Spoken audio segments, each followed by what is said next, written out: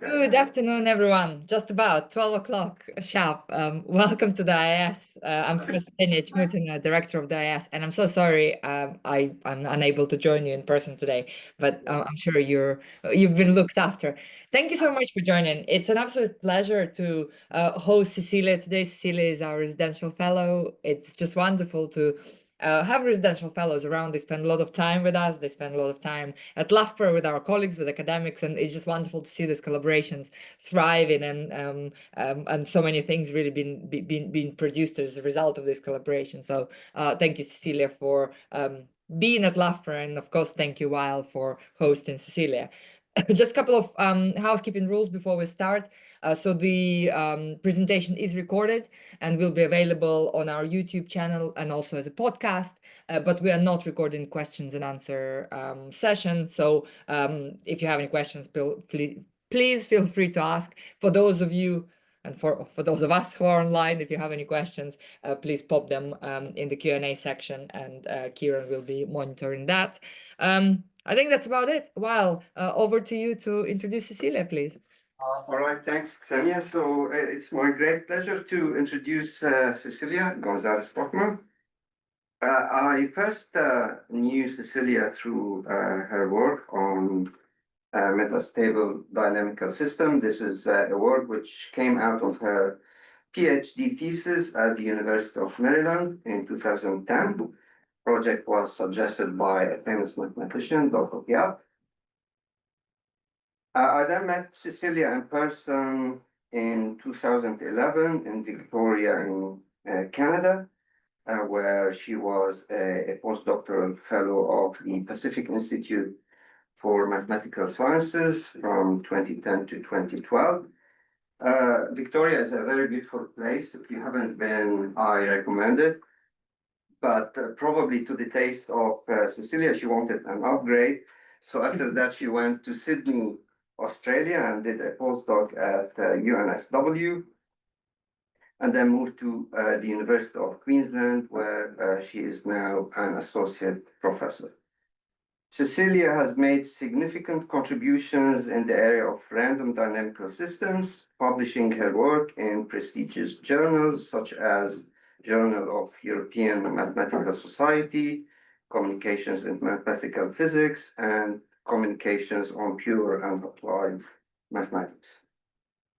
When I look at recent work on random dynamical systems, I always see Cecilia's work is there, not only in references, but also in the text. I mean, it's always nice to see something like this. It says González Tokman and Quas framework for multiplicative ergodic theorems.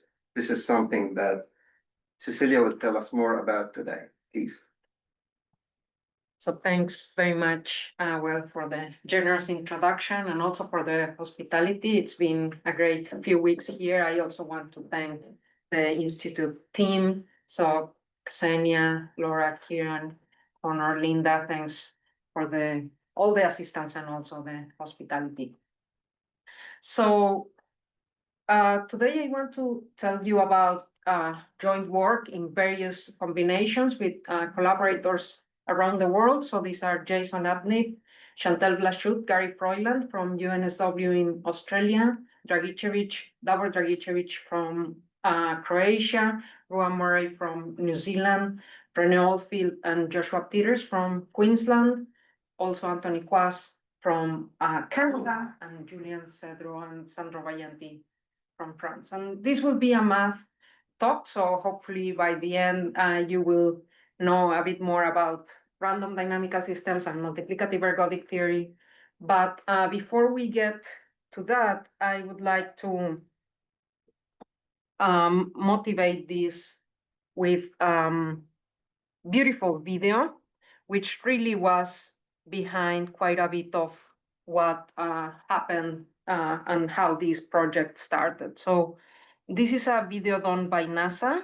It's available online. It's called Perpetual Ocean, and it shows the currents in the ocean. So this is from several years ago, but we can see some of the complexities. For example, there we see the Gulf Stream. So that was discovered by Spanish sailors in the 1500s and used for navigation. But we also know it has an impact on the European climate.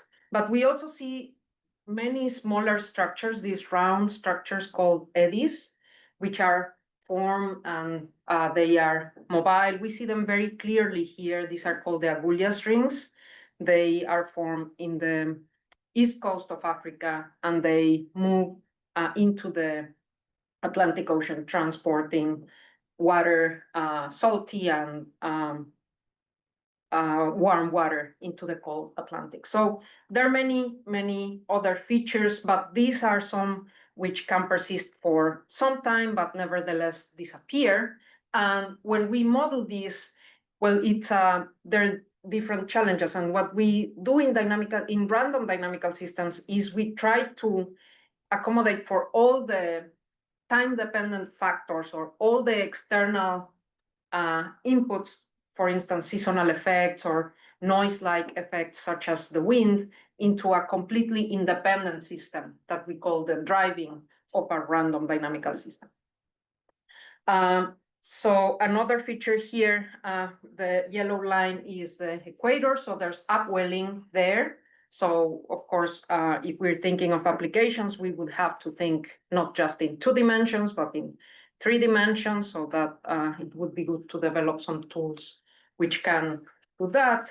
And finally, here we're getting to Antarctica. So Antarctica is almost isolated from the rest of the ocean by this circumpolar current. And finally, we're getting to Australia. So we see Tasmania right there. Brisbane is very close to the easternmost point. And we see again these smaller eddies, which again are also important, for example, for marine life, as that's where nutrients come to the surface. So anyways, this is just a motivation, and I think it's a good picture to keep in mind, and it will also help us hopefully interpret some of the results, and of course it also motivates some of the questions. So I want to present 3 parts. So first, I will spend quite a bit of time introducing the dynamical systems, random dynamical systems. We're going to build some complexity. I know there are many non-mathematicians in the audience, so we will start. Hopefully it will make sense, and then I will introduce multiplicative ergodic theory, which is the main tool that we have been developing. And finally, I will comment on some stability questions. So let's start with dynamical systems. So I'm going to be talking about systems in discrete time. So if we have in mind a flow, we can just say, okay, we look at it every second or every hour or every month. So we can always get a discrete system out of this. And in the classical setting, this is given by a rule or a function that tells us how the system evolves in one time step. So T says we start with a point X, we apply T, we get T of X. That's the state of the system at one step. After one step, if we want to go N step forward, and we always have the same evolution rule, we just apply T N times. So that's the classical setting. And let me give a very, very simple example, but I think it already captures a little bit of the complexities where we're dealing with when we think about transport. So in this case, we're going to take T to be just this 2x2 matrix. So it's one very, very simple dynamical system, I would say. And maybe you have seen this type of figure representing what is called a Markov chain. So this is, let's think we have a country which has a city and a beach, and at the end of the month, each person decides whether to remain where they are or go to the other location. And if they do so by, say, flipping a coin with certain probabilities given by the weights in these arrows, that gives rise to what is called a Markov chain, and the evolution of the system is encoded by this matrix, in the sense that if we think of the state of the system as proportion of people at the city, proportion of people at the beach, after once, so for example, if we start with 1, 0, that would mean everyone starts at the city. After one step we multiply, we get these first columns, so we expect to find 90% of the people at the city. And if we want to make predictions, we keep multiplying by L over and over. So that would be the case of an autonomous system. If we want to talk about random dynamical systems, so that would be the case where somehow, for some reason, the decisions are taken in different ways. So, for example, maybe there's different weathers, and if it's hot and people are at the beach, it's much more likely to remain at the beach. So random dynamical systems, what the idea is that we have several, possibly many evolution rules, and the way in which these rules are composed is dictated by an external environment. So that's what we call the base system, and we denote by sigma. So the state of the environment, which we write omega, is telling us what's the next rule that we will apply. Okay, and if we think of the ocean, for example, so sigma could be incorporating any seasonal effects and the winds, and even maybe other more complicated factors. So for the experts, we do impose some conditions on this driving system to be able to develop some mathematical theory. And we ask that this is an invertible ergodic and measure preserving transformation. But if this doesn't make any sense to you, let me give you 3 examples that are covered by this theory, which hopefully gives an idea of the scope, the wide scope for this framework. So the first case is, of course, if we just have a single environment, if we always apply the same rule, that's covered here. If omega is a 1-point space, we can also have just seasonal forcing, and in that case, sigma would be given by an irrational rotation. And in the case where, for instance, the weather is dictated by the outcome of, say, coin flipping experiments, then in that case, we can also model this in the context of random dynamics by taking omega sequences of just heads and tails and some probability measure. So just to recap, so we have our external system sigma telling us just about the evolution of the environment, and we're going to assume that we have linear evolution rules, like in the case of the Markov chain or the matrix that I showed. But of course, I will come back to this if we want to model like nonlinear systems such as the ocean. Well, how would we get here? But for now, it's just a linear system, and the way in which the system evolves is by composing the different rules according to the different environments that we observe. So this is called the co-cycle rule, tells us how to compose. And there are other names for these types of systems, sometimes also called Q-product co-cycles. And there are a couple fundamental books on the subject, which go back to Kiefer and Arnold. I also want to comment, these are related to so-called time-dependent, non-autonomous or sequential dynamical systems. I will briefly comment about this later, but the difference there is that there is no kind of probabilistic rule behind them. In those systems, they are just composing different rules, maybe without any further information. So now, how do we use this kind of linear approach to model nonlinear systems? So this is an idea going back to Ulam. So he is the same who developed the Monte Carlo experiments, and he had an idea to model any nonlinear system with actually a Markov chain. So his idea was to take the state space, for example, the square, divide it into bins, for instance, 16 bins, and then in each of these bins throw some initial conditions and compute.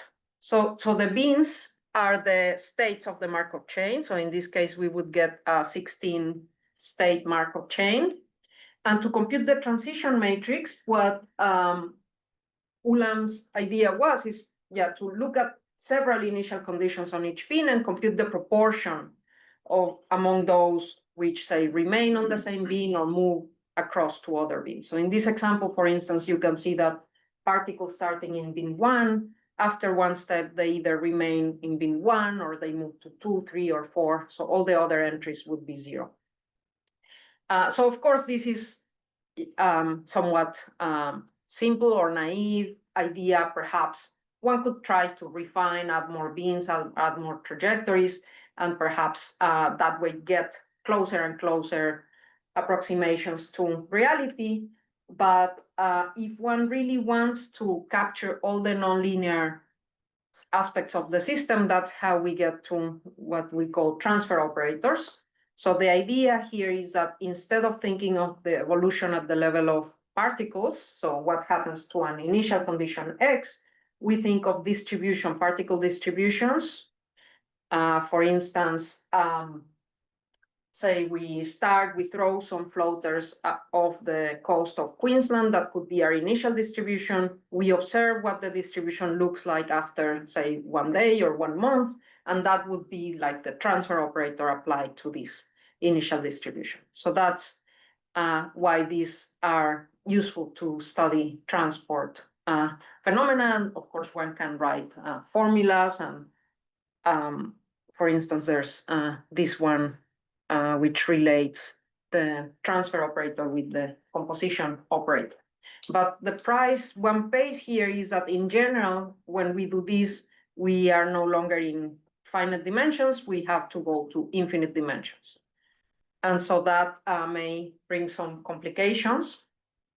In particular, even if we have a linear system within infinite dimensions, this can be quite hard to treat.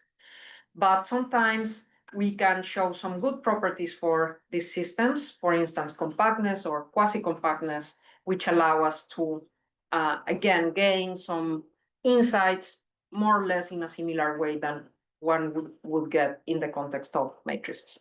So just for the experts, so quasi-compact in this case means that the spectrum, so the spectrum of this operator is always 1, and quasi-compactness would mean that there's a disk of radius k strictly less than 1, so that outside that disk, the only spectral values are isolated, correspond to discrete eigenspaces.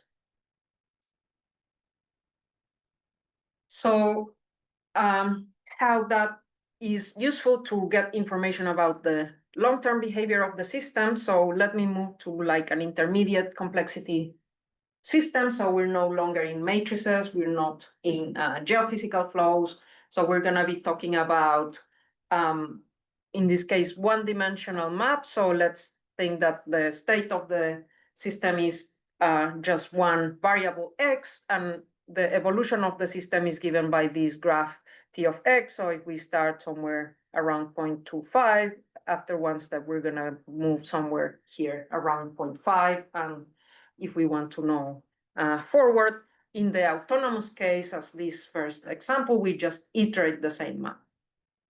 So when the map is expanding or piecewise expanding and smooth, the work of Lasota, York, Wrigley, Keller, and Ruel in the 70s and 80s showed that the transfer operators associated to these maps are quasi-compact in some spaces, and so with that one can recover the long-term behavior of the system. For example, 1 is always a leading eigenvalue, and when it's simple, that corresponds to having an indecomposable systems or ergodic, and the eigenvector associated to that is giving us information about what we call the absolutely continuous invariant measure, but it's very, very closely related to like stationary distribution or steady state of the system. And when we have a second eigenvalue strictly less than 1 in magnitude, we have what is called a mixing system. So let me illustrate that with some pictures. So if we start with different initial distributions as in the figure, and we evolve with the transfer operator, we see that these different distributions are getting closer and closer together. And they are in fact converging to this fixed point. So that we're seeing the steady state of the system, or this first eigenvector of the transfer operator. In the 90s, a group of applied mathematicians in Germany suggested that maybe if one looks at farther into the spectrum, like the second eigenvalue and eigenvector, maybe one can get information about almost invariant sets. So like in this figure, if we have two regions of the system, and maybe there's quite a lot of movement within each of the regions, but only very little leakage connecting them. So what they suggested is that the second eigenvector of this transfer operator could perhaps separate, maybe give positive sign to one of these sets and negative sign to the other set. So that's what was, let's say, the situation for autonomous systems. And we can also see, for example, if we look at the, when we say project out the invariant, the top mode, and we just look for the second mode, we can also observe it by just running the system forward. So in this case, we see the separation between the left and the right components. But so what happens in the case of random dynamical systems? So we have similar questions. Can we say something about the long-term behavior? And is there something like an invariant measure or stationary distribution? And if so, okay, can we even say, talk about finer properties like decay rates or limit theorems? And just the picture that we talked about in the autonomous case, it may look something like this scheme. So in the long term, we see convergence to equilibrium. So in the random case, things look and are more complicated, but okay, can we make sense of something even in this situation? Other questions are about the medium term phenomena. So for instance, these structures which may persist for a long time, but maybe not forever. And finally, stability. So of course, if we have some applications in the back of our minds, this is an important question. So what happens when we perturb the system in some way, for instance, because there's noise or model error, or maybe we're using numerical approximations? How does the information that we get, how does it change? So to answer this is that we get into multiplicative ergodic theory. So in one sentence, multiplicative ergodic theorems, when they apply, they provide us with spectral type decomposition for random dynamical systems into nonlinear time-varying modes. So on the left here, we see the picture for the autonomous case that we discussed so far. So maybe this first space or this first mode encodes information about the long-term behavior or stationary distribution or steady state of the system. Maybe the second space encodes information about these nearly invariant components. And of course, there could be more. In the random setting, when multiplicative ergodic theory applies, instead of eigenvalues, we have Lyapunov exponents, and instead of eigenspaces, we have so-called ocellated spaces. And one of the big differences is that these spaces are not fixed like eigenspaces, but rather they depend on time, or they change with the environment. And the second difference, but there's still a first space which is mapped to a first space, second space mapped to a second space, and so on. And the second difference is that instead of having information about one-step expansion or contraction, as in the eigenvalue eigenvector equation, we just have information about the long-term rates of growth or decay, which are given by the Lyapunov experiments. So let me again go back to what I think is the simplest example of the multiplicative ergodic theorem for 2x2 matrices.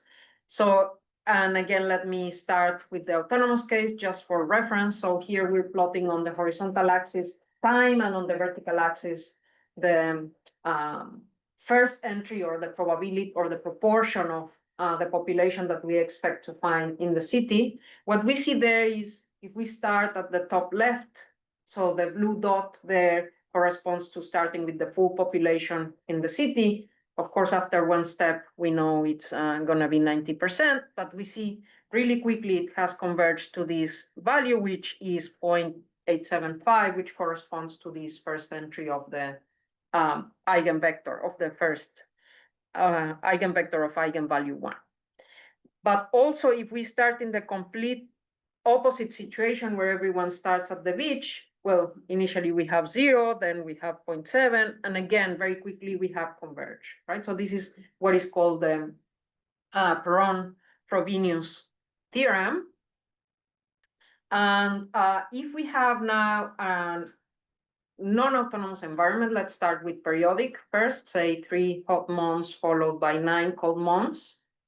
What we see, if we look at these proportions, is, well, we see this periodic pattern. So the periodicity of the environment is reflected in what we are seeing. But if we look carefully, we can also see that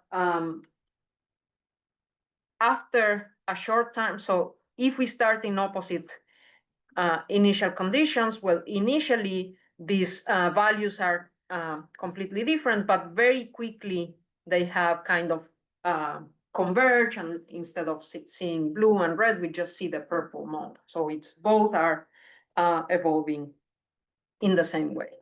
So when multiplicative ergodic theory applies, what we have is, well, in the case of random systems, the long-term behavior may be complicated in that it reflects the complexities of the environment, but we still have these kind of loss of memory or loss of information about the initial condition, in the sense that, again, we start just seeing this purple mode after a short period of time.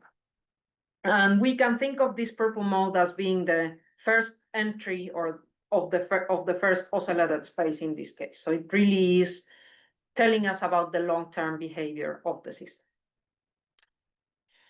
So let me say a few words about the history. So multiplicative ergodic theorems were first discovered by Oceanic in the 60s. So he worked in the context of invertible matrices. Also Raghunathan worked in a different way in the same kind of systems. And as people became more interested in applications, they developed other like infinite dimensional versions, like Ruel worked in Hilbert spaces, and Magnet, Thielen, Lian, Blumenthal, they worked on Banach spaces. And there are other versions of the theorem, but these are the closest to the setting that I'm working on.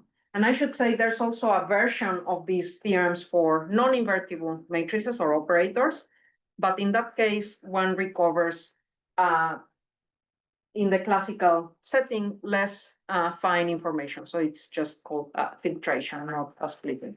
So that's why semi-invertible multiplicative ergodic theorems were developed by Royland, Lloyd, and Quast. So in the context of transfer operators, these are often not invertible. So the classical theory didn't apply. And what they were able to do is to show that if the environment system is invertible, but maybe the matrices or operators are not, one still recovers this splitting. So that's what they did starting around 15 years ago, first in the context of matrices, then some operators, and finally, when I joined this group, we developed some results which are more widely applicable, in particular in the context of transfer operators.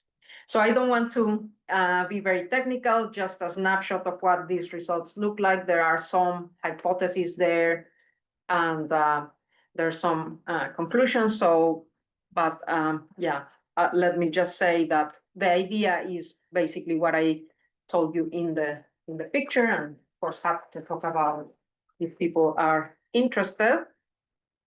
But let me instead show you what the consequences are. And let me do this again in this intermediate complexity case where we look at, say, smooth expanding maps, or even piecewise smooth expanding maps. And this is something that Buzy studied in the late 90s, early 2000s. There was not multiplicative ergodic theory available in this setting, but let me anyways phrase his results in this language just for comparison. So what he was able to show is that there is this mode that depends on the environment, but still encodes the long-term behavior of the system, in the sense that if one looks at the trajectory and one looks, for instance, at how some observable, if one measures some observable along the trajectory of the system, and one looks at averages, one gets convergence to a spatial average, but the spatial average has to be taken with this ocellated space, let's say your first ocellated space, incorporated there. So in that sense, the ocellated space gives information about the long-term behavior of the system.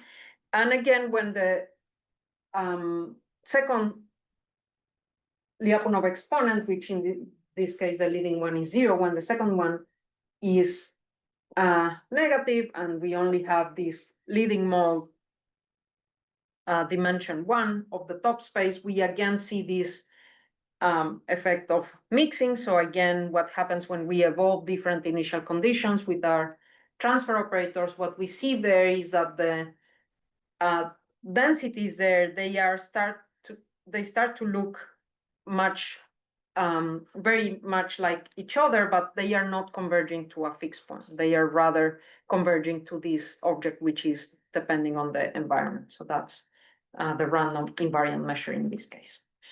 When multiplicative ergodic theory became available, and again, this was developed first by Froiland, Lloyd, and Quast, having in mind applications to these systems with perhaps nearly invariant or coherent mobile structures, then the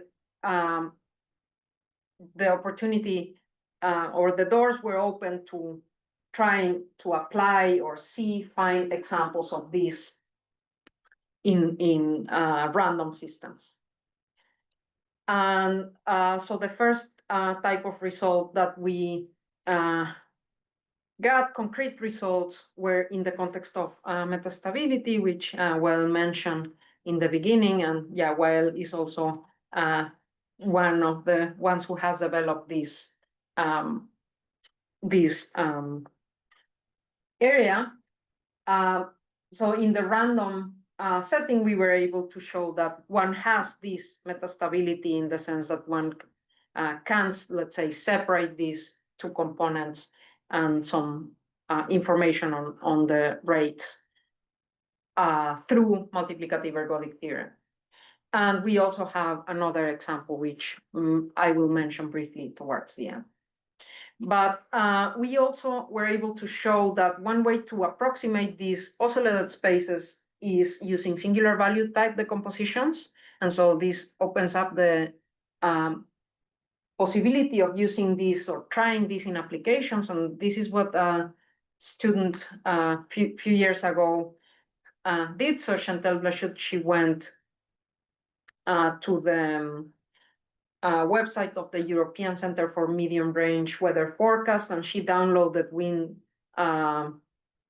vector field data, use this to build some sort of ULAM approximations, as I described before, and using this singular value type decomposition, she obtained this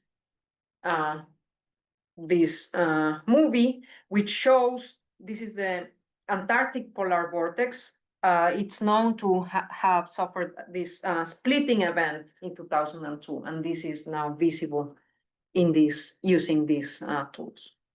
So I should say this is, if you like, a proof of concept. There are other groups who specialize in using advanced numerical analysis techniques combined with some of these ideas to really track, for example, eddies in the ocean and so on. And these are mostly led by Gary Froylan. Yeah, I've been interested in developing also extensions and refinements of these results along with some collaborators. So let me mention some work in higher dimension limit theorems with Dragicevic, Froylan, and Vajanti. We've also looked at so-called open systems, which is the case when trajectories can escape the system after some time. And these are also useful to study extreme value theory. And that's been with Adnip, Froylan, and Vajanti. More recently, I've been interested in maybe relaxing some of the conditions, for example, uniformity or even the complete randomness. And there's been some work with René Oldfield and separately Davor Dragicevic and Cedro, where we are looking now at some sequential type systems. So we're no longer relying so much on random systems. And this is also related to the project that I'm currently working on here with wild. So some cases where we no longer have this randomness as nicely present. So in the last few minutes, let me say a few words about stability. As I said, the question here is how does this spectral type data, so Lyapunov exponents, oscillated splitting, how does it change when we perturb the system? And again, we have in mind perturbations which could come from model errors, noise, or numerical approximations, such as the Ulam scheme, but there are many others. And I would like to mention some relevant work in the context of autonomous systems by Keller and Liberani. So they showed when we have this quasi-compactness property, we have stability of spectral data in the sense that eigenvalues and eigenspaces change only slightly under perturbations. In our setting, we are thinking of perturbing at the level of the maps or the transfer operators. We keep the environment unchanged, and just a few related works are due to, Ledrapier and Young. They developed some stability results for Lyapunov exponents in the context of invertible matrices, and then Ox investigated and developed the connection between stability of exponents and stability of the splittings, and then Bacchus Poletti, they developed a semi-invertible version of this result. In the context of perturbations of expanding maps, random perturbations of non-random maps, there's a result by Baladi, Konda, Schmidt, and also work of Bogenschut. And but there's also a warning in the sense that it's known that instabilities can occur. And this was illustrated, for example, in the works of Bocchi and Viana, where one can perturb the matrix, even matrix cocycle a little bit, and get completely different Lyapunov exponents, for example. So first, what we did is we investigated just stability of this leading mode, or this kind of stationary measure, which of course is very important tell about the long-term behavior of the system, but it's also quite special to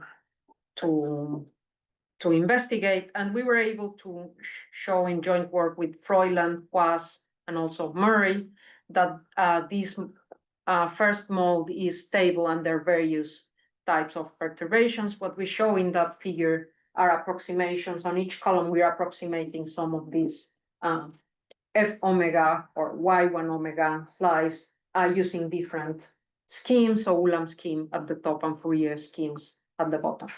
So we see quite good agreement across columns. And more recently, with Froilan and Quas in different works, we also investigate the stability in the context of finite matrix cocycles, also infinite matrix cocycles, when we have non-invertible, possibly non-invertible systems, but we introduce some IIB nodes. And in the case of transfer operators, the first example that we were able to understand is in the context of so-called random Blaschke products. So these are a class of maps as the ones that I showed. They are expanding on the circle quite regular. And what we were able to show with Anthony Quas is that there are some instabilities. So instabilities can exist in this context, so which was somewhat surprising to see by introducing just quite natural perturbations in some way. We didn't really have to look very, very hard for which perturbations would do the job. Really very natural perturbations were here.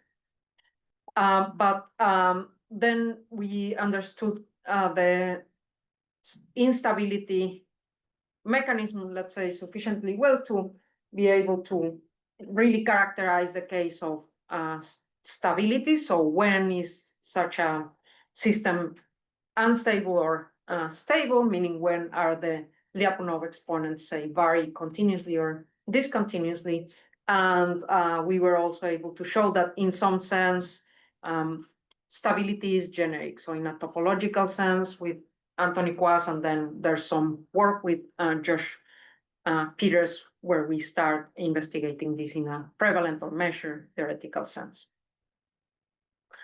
So with that, let me thank my collaborators, and I leave you with a summary. So hopefully I've convinced you that random dynamical systems provide with a general and flexible framework to investigate systems which evolve under changing environments, for instance, random forcing or seasonal cycles.